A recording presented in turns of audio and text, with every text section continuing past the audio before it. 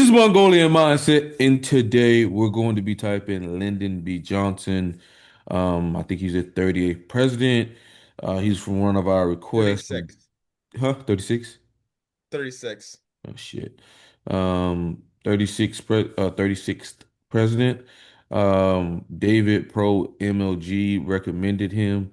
And David's always on my ass about getting these typings done, but I'm like, bro, I got other shit to do, bro. Like, I got other shit to do. Okay. But we'll knock them out as we get to them. It happens. Um, shit, what I was gonna say. I think Lyndon did a lot or he gets a lot of credit for what he did for the civil rights stuff. Um, Hmm. so he gets a thumb up from me. But you guys know we use Lyndon Berens Interaction Styles in temperament combined with cognitive functions. We have a breakdown of all of these. Just go to the playlist how to find anyone's personality type. We have all the cognitive functions broken down as well. Just go to cognitive functions. There's a master one with all the functions in one, and there's each function broken one by one. You choose whatever you need for yourself. If you want to recommend somebody for us to type, you got to join our Discord and boost our server. I do think our Discord is growing rapidly, so you want to get in now. So you're one of the first members in before we got to 1,000. We do a lot of great things there, a lot of great topics are said. And if you want more hands-on experience, we do have the Demigod Dojo where we talk about things um, from the easiest books to more challenging books, and you can be tested on your knowledge with one of the practitioners. Is there anything you want to say about Lyndon B before we get into it? Anything? Yeah, I mean, he, well, his presidency kind of went in turmoil because of the Vietnam War, and then from there it catalyzed to Nixon winning. Um, he, I think to your point about civil rights, that was like probably one of the biggest things he passed. And otherwise, he, I think, I think he was. I mean, I think he accomplished a lot, but I don't think he's as memorable as some certain presidents. Yeah, I want to say I'm not 100% sure, but I think he uh he was in Texas. He was in Texas. I think Robert Greene has talks about him as one of his stories about like how he came up and stuff. It was pretty interesting. I can't remember everything, but he kind of went through like the blueprint of like what Lyndon B. Johnson did and how he got to his positions and stuff. So it's pretty cool. Yeah, I think it's in one of his books. I don't know if it's Mastery or 33 Strategies of War or 48 Laws of Power. I can't remember he exactly. was a very imposing guy in private. He would use his size against people and domineering, um, pretty forceful. Yeah. He was 6'4", I think 6'4". He He's was. he's a tall, big guy, guys. So Lyndon B. Johnson, personality, dummy base has him as an ESTP. You guys know a lot of our presidents tend to be ESTJ. Yeah. Just fits like perfectly for them. I think we've had Barack Obama, Joe Biden. Um, that's, I mean, Trump's ENTJ. But we had other candidates like Kamala Harris being ESTJ. What's the Al Gore. Al I mean, he Gore, wasn't president, but Gavin he, Newsom, Ron yeah. DeSantis. He just fits ESTJ quite well. I mean, So, isn't Marco Rubio probably an ESTJ? I or mean, ISTJ, one of them two, or yeah. possibly ENFP, one of those. Eh, Haven't looked at him, but he's one of those three. yeah. So guys, ESTPs are direct. They're initiating the outcome. They're pragmatic. They're motive. They're concrete. They're TIFE and they're SENI, right, guys? So I'm gonna take the interaction styles and I'm gonna let Zara take the cognitive function. So when you're looking at direct versus informing, you're looking, is this person specific, concise, to the point? Are they like directing things? Are they like kind of forceful when they talk? Are they just like not giving extra information? It could be like it could be so like short-winded that you could kind of be lost sometimes. Generally has a task associated with it. Then you have informing. Informing is all about giving people extra information. It's about being wordy. It's about being descriptive. It's about being kind of passive when you talk. You're really not standing on anything when you speak. Um, you can play Blue's Clues where people have to figure out what the hell you're saying, right? So you're gonna be looking at that communication style and their wording, right? They can be very mumbly a lot of times. They can go on tangents and shit like that. Very informing. Then you have initiating versus responding. Initiating and responding isn't the best metric here, but it is what it is. Does the person basically change the topic from things to things? What I've noticed is that responding people tend to dig into more depth into the conversation. So they'll respond and try to dig deeper into the conversation here. They'll try to push more. They won't really change the topic much or change it around. But initiating the brain wiring is centered to the front of the brain based on Dario Nardi's work, and responding the information. Most of the neurons is focused more to the back of the brain, so the information has to travel a little bit. That's Dario Nardi's work, okay? And then we have process versus outcome. Is this person journey focused? Are they looking at the path first and then the target? Are they going to give you information about the journey? Is it going to all flow smoothly? Is it the step by step? That type of thing? Are they giving you the daily increases, stuff like that, or are they looking at the outcome? Right, outcome is going to give you the target first and be hazy about the path. Right, what's going on there? Are they just going targets, or are they giving you um, all of the information? Right, and they're flowing you through like a journey. These people basically, generally speaking, talk about end states, right? And it's really choppy when they speak, really, really choppy, like chop, chop, chop, because they're talking about end states, end states, end states. And when they go to start talking about the journey or the mid part of something, it gets really hazy because they're not really focused on that, right? They don't get excited about the journey, they get excited about the destination. Okay, then you have affiliative versus pragmatic. Affiliative is all about doing what's best for the collective, doing what's right. Um, Interdependence, um, that type of thing. And then you have pragmatic, which is more of a utilitarian mindset. Affiliative is about cooperation as well. So, but pragmatic is about utilitarian mindsets, the end justify the means, focusing on what works, right? They don't care about what's right first or what's best for the collective. They are thinking about what works, right? They're focused on autonomy. Affiliative people like roles to be assigned to them. Pragmatic people don't give me a fucking role, okay? I'll fucking kill you. Um, Structure versus motive, we have changed it to universalism versus particularism. So, are they trying to apply something to everything, right? Are they trying to apply a system to everything or a structure to everything they do? Or are they trying to look at every scenario like it's different? Okay. That is interesting as well. So they'll be looking at like the motives and shit like that, right? They'll be trying to talk about like, okay, what's going on based off this situation, or are they just trying to put everything in a system, or trying, does the system make them feel more comfortable?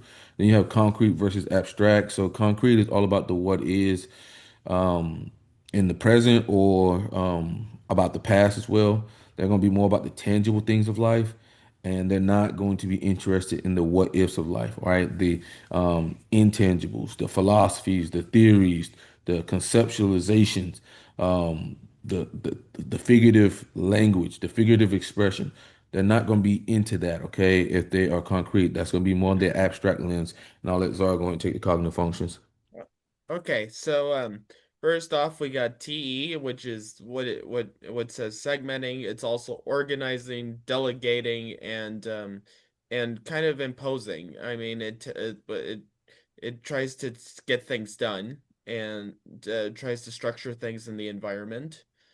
Then we go to FI, which is about like inner harmony and what you value and who you are as a person, and it asks those questions in terms of like, does this job align with me? Will this align with me in the future? And then you make decisions based off that. So then we have TI, which is syllogistic reasoning, pretty Aristotelian, if anyone knows what that is, and it's using logic to break down and gain an understanding of the world. which segues into FE, which is also So can about he? understanding, but it's about understanding the values. And then we go Damn, so maybe my connection's bad. from here to SE and I, which is these are the perceiving of the SE is about experiencing being in the moment, capitalizing in the moment, noticing opportunities in the environment. Then you have NI, which is about like foreseeing the future, willpower, making predictions into the future, um, uh, synthesis of ideas into a singular point, and then that goes towards now SI. SI on the other hand is about reviewing the past to gain insights. So these people will think about precedent and how that impacts us today. And they view things from that perspective. And which segues into NE. NE is about juggling multiple perspectives and future possibilities and seeing what the inventoring that could be and how something and how many different ways something can you can look at something.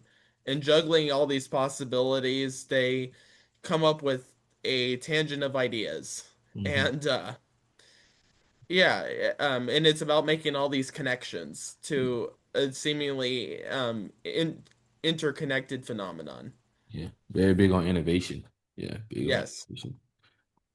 All righty. Lyndon B. Johnson. Let's go. Genuinely believe injustices toward my fellow man. And I didn't do as much as I wanted to do, but I did more than had been done up to that time. Didn't do what I wanted to do, but I did more than what was done up to that time. That is focused on the outcome there. That's Yeah. outcome language. That's target. Mm-hmm. Museum at Austin, when your civil rights papers were open, you made a lot of interesting statements, but one in particular I'd like to mention here now. You said, I do not want to say that I've always seen this matter in terms of the special plight of the black man. As clearly as I came to see it in the course of my life and experience and responsibility. how did you come to see it at some point? What was the moment of revelation? I don't know that I can pinpoint a day or a time or an hour. I think that we're all the products of our environment. And here on the Pedernales, we did not grow up in any prejudiced atmosphere.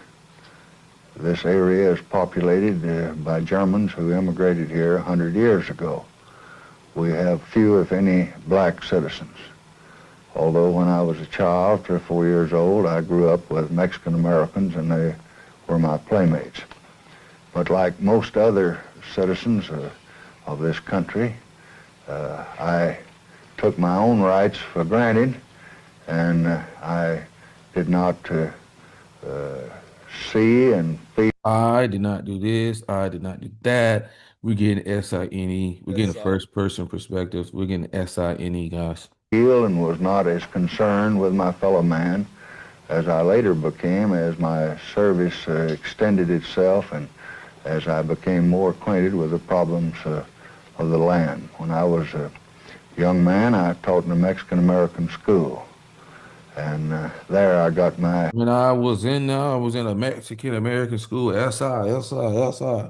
real deep first impressions of the Real deep first impressions, the Yes. impressions, SI. prejudices that existed and the inequity of our school system between whites and browns.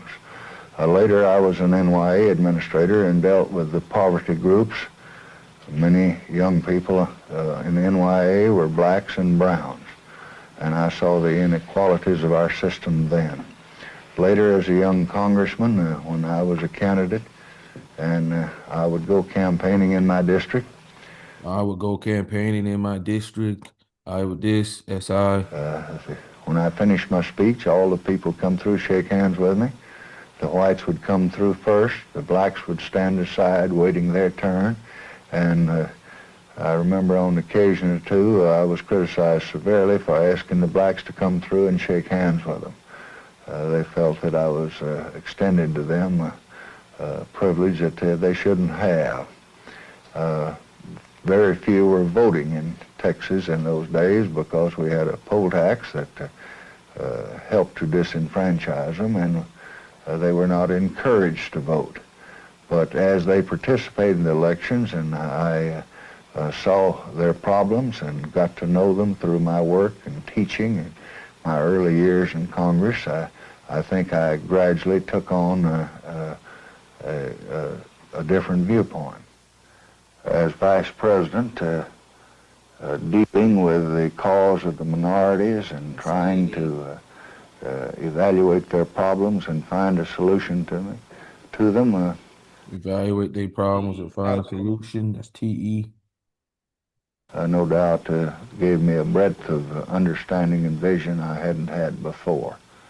And finally, when I became president and realized that I was the leader of the country and that I was the president of all the people, and all the people were looking to me to correct the inequalities and inequities and injustices, and there was something that I could do about it. I concluded that now that I have the power, I'm going to use it every way I could. And of course, most About the TE, you motherfuckers. Yeah. About the TE, you motherfuckers. Okay, get in line, bitches. of my efforts that brought fruit were during the time when I had the power of the presidency behind me. By 1937, you had been elected to Congress. Was it difficult for you to reconcile the problem of representing a constituency in Texas with the need, your new felt need to take a stand on civil rights? First, I didn't have the power to do much about it as an individual congressman of 435, but I did not enthusiastically exercise the power I did have because, first of all, I couldn't have done much about it, and second of all, I was not aware of the extent of the overall injustices that was practiced upon them as a young congressman that I later realized as a leader of the nation in the Senate and as vice president and president. I think we got some FI here, man. Yeah. At Gettysburg in 1963, when still vice president, you said this: Until justice is blind to color, until all education is unaware of race, until opportunity is unconcerned with the color of men's skins, emancipation will be a proclamation, but emancipation will not be a fact. Wasn't that just about as strong a statement as you'd ever made up to that point? Perhaps. I think that's still true. I thought it was very true then. We've made a lot of progress, but we haven't made near enough. And education is not blind to color in this country, and justice is not unaware of race, and it'll take us decades to try to bring the white man, the black man, the brown man on equal footing in all of these fields. But there's no question but what Focus on the target. a great many people felt that when we had the Emancipation Proclamation, we had made great steps forward, and we had. But we had not solved our problems, and 100 years went by, and we'd done very little Yes, not solved the outcome, and many years went by. about it. Now, we have had a rapid advancement in the period of the 60s, and I hope we'll have in the 70s. But I believe that's a strong statement. I intended it to be strong, but I think it's an accurate I believe that's a strong statement. He's in his FITE. statement.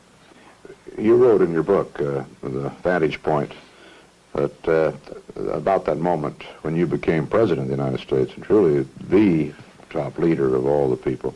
And you said, just when the blacks had their hopes for equality and justice raised, after centuries of misery and despair, they awoke one morning to discover their future in the hands of a president born in the South.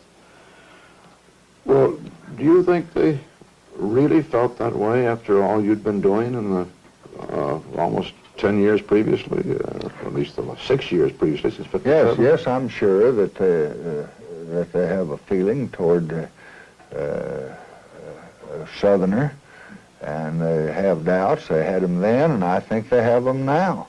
And they may be justified in some regards because I was the product of an environment and an area that was had never been particularly aggressive in ridding them of some of these injustices perpetrated upon them. And I can understand their viewpoint, although I have no complaint Understanding their viewpoint, any. about their treatment of me as president. I frequently disagreed with the methods and the procedure and the manner that we went about things. Method to procedures. How about we went about things? You could say System. systematic and, TEE. Yep. So let's go ahead and start knocking this guy off, right? If you guys see, we kind of called it earlier that most likely he's gonna be fucking ESTJ, but that's very much direct, right? You see how it's very direct. So being direct, He's concise and to the point. yeah. Being direct, guys, eliminate the informative types, and these are the informative types, right? And from there, like you're pretty Okay. much killed when you get to this row and you get SINE, right? You get SINE, it's pretty much dead, man. Because once you get SINE and you get direct, you pretty much only have an STJ. Like it's already over, like at that point. Once you get direct and you get that, it's already dead here. You have an STJ here because Yep. all of these guys are SE users. All these guys are SC users. So when you got SINE, it's pretty much dead from there. This guy is talking about the target and not the path. You don't see, even when he starts to elaborate, it's very hazy. So therefore, this guy is outcome. Okay, so that makes him an ESTJ. And I don't think me and Czar need to see more, do we? No. Yeah, pretty quick, pretty fast. So ECJs are affiliative. So personality database, got it wrong yet again. ECJs are direct, systematic, concrete. um, And TEFI. And like we always say, man, ESTJ kind of broken, man. They're kind of fucking broken. They can do fucking everything. They can do everything. Like people be like, Mercer, you just be saying that, like, bro, no, ESTJs are fucking broken. If you were playing a video, if we were playing a fucking video game, they'd be fucking broken. Okay. They be the fucking meta. You be online and you be queuing up a game and you be fighting another ESTJ. Okay. Queuing that shit up. So ESTJ, guys, he's ESTJ, Lyndon B. Johnson. Enneagram, what we going with, Zara? 8W7. You think 8W7 or 8W9? W9. W9 sounds better. Yeah. SO, SP. Yep. Yep. Right? So he's very imposing. I mean, I don't think we've handed out like mainly eights, but as we say, we're getting better and better with Enneagram. So subtype, what are we thinking here? DN Yeah. or double D? What you thinking? DN? From that interview, but from his biography, probably double D. All right, let's go double D. That's fine. I think that's probably accurate anyway. And what are we rating him? Um, he seemed to he seemed maybe slightly above average. Yeah, I'd say above average. So He yeah, had good use of his functions. yeah. Saw a little TI sprinkled in there. Yeah, and he's got that SE because I Yeah, mean to be imposing like that, he's got yeah, that SE pretty well too. yeah. So yeah. I mean he seems to be. I mean, like I said, the guy is from Texas, so I think Texas generally didn't owe black people shit. So for him to do what he did, is amazing. I mean, he didn't owe black people shit. He's from Texas, man. Texas is a red state. Like, like you already know what that means.